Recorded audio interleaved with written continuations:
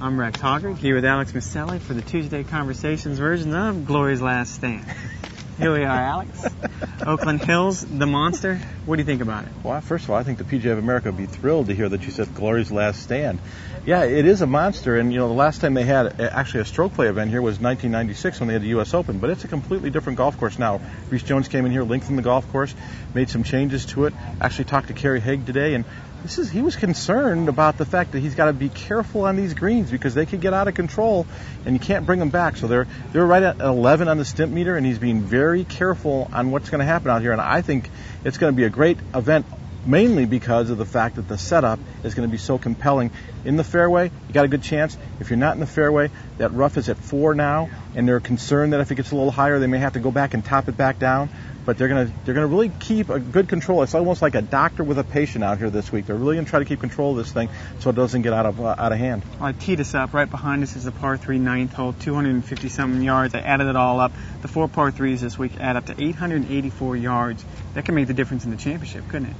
Did you use a pen or did you use a calculator for that? I carried the wand, and then I had to. It's a pencil because I make a lot of mistakes. I think people are going to focus on the par 3s, especially 9. It's a great par 3. If you take a look at it right now, you'll see that there's very few hole locations that you can get to easily. There's 2 humps on both sides, both edges, and either the hole's going to be on the front or the back of those. And I'm going to tell you, there's going to be very few straight putts unless they're about 3 inches long on this golf course. All right, who's going to be the guy that overcomes the humps and the bumps, and who's the straight putter in the group? Well, I like Mickelson partly because he lost last week. I'm not thrilled with when you win coming into a major championship. But Vijay Singh, who won last week, there's been. Do they not have trees down the left-hand side of most of these fairways here? No. Is that what you're telling me? But doesn't start with a W. It starts with an O here. The other thing is I looked at Vijay Singh, and there's 4 different times in his career where he's won back-to-back, and 2 of those times a PGA Championship was involved. Likes to play in the fall, which I'm calling this right now, even though if you talk to somebody else, it's summer. I like both those guys. Feels like the fall out here today, doesn't it? Well, it's perfect now. Believe me, it was a little hotter this morning. All right, I'm going to go just to throw my picks in. Robert Karlsson, the Schneid is over. Europe wins the first PGA in 78 years. Phil Mickelson, Davis Love is my dark horse. Keep an eye on him. I like Trahan as my dark horse, by the way. That would be DJ, correct? That's right. All right, just wanted to make sure. A lot of talk this week about the Ryder Cup. Looking ahead, 8 spots on the line this week. Some jockeying for the captain's picks. What do you see happening?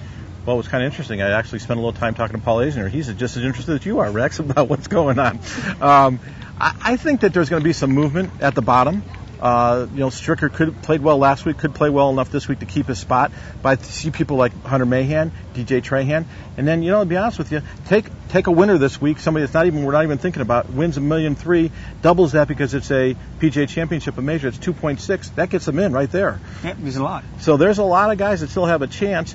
And then then we got 4 or 5 more weeks after that, or 3 weeks after that. So I think there's going to be a lot of movement between now and when Paul Azinger sits in New York on a Tuesday after Deutsche Bank.